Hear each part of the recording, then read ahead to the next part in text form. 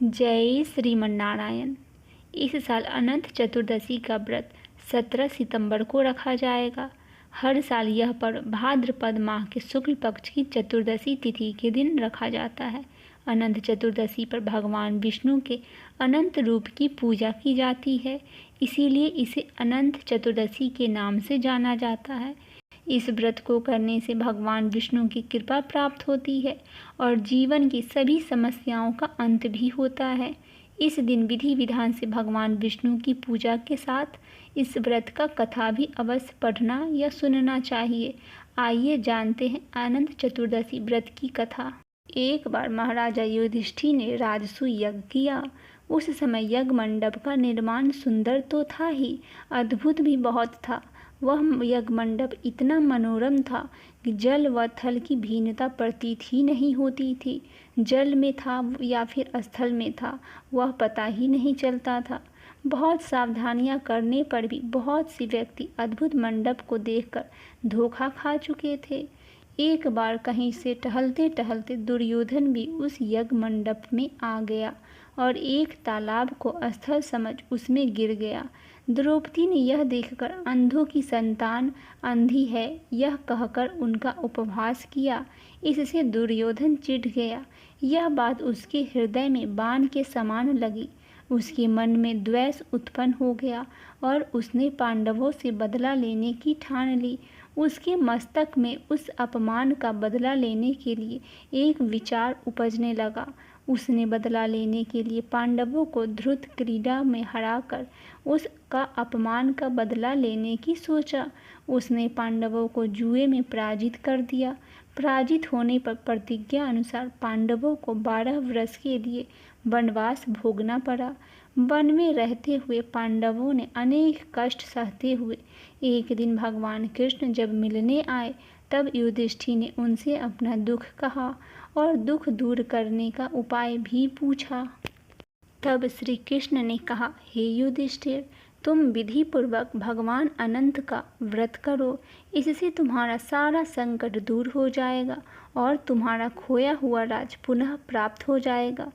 फिर भगवान श्री कृष्ण ने युधिष्ठिर से अनंत चतुर्दशी व्रत का पूरे विधि विधान से करने का नियम बताया और उसके बाद युधिष्ठिर को कृष्ण जी ने कथा सुनाई, जो कथा इस प्रकार है।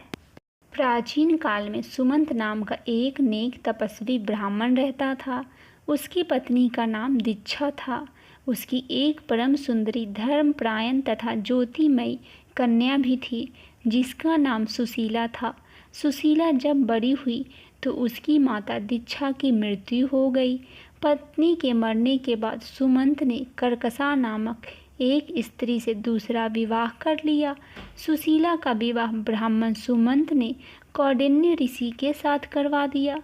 विदाई में कुछ देने की बात पर कर्कशा ने दामाद को कुछ ईंटें और पत्थर के टुकड़े बांधकर दे दिए। कौंडिन्य ऋषि दुखी होकर अपनी पत्नी को लेकर अपने आश्रम की ओर चल दिए, परंतु रास्ते में ही रात हो गई। वे नदी के तट पर संध्या करने लगे। सुशीला ने देखा वहाँ पर बहुत सी स्त्रियां सुंदर वस्त्र धारण कर किसी देवता की पूजा कर रही थी। सुशीला के पूछने पर उन्होंने विधि पूर्वक अनंत चतुर्दशी व्रत की महत्ता बताई। सुशीला ने वहीं उस व्रत का अनुष्ठान किया और 14 गांठों वाला डोरा हाथ में बांधकर ऋषि कौंडिन्य के पास आ गई। कौंडिन्य ने सुशीला से डोरे के बारे में पूछा तो उसने सारी बातें बता दी।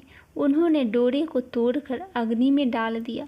इससे भगवान अनंत जी का अपमान हुआ। परिणामतः ऋषि कौंडिन्य दुखी रहने लगे।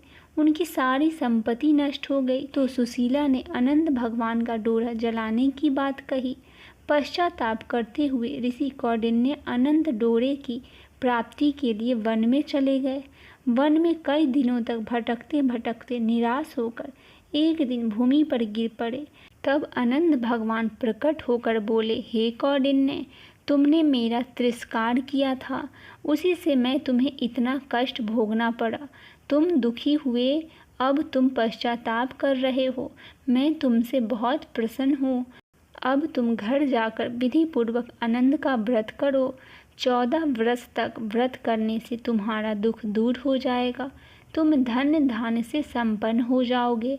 कौंडिन्य ने वैसा ही किया और उन्हें सारे कलेशों से मुक्ति मिल गई। श्री कृष्ण की आज्ञा से युधिष्ठिर ने भी अनंत भगवान का व्रत किया, जिसके प्रभाव से पांडव महाभारत युद्ध में विजयी हुए तथा चिरकाल तक राज्य करते रहे। बोलिए भगवान विष्णु की जय, माता लक्ष्मी की जय।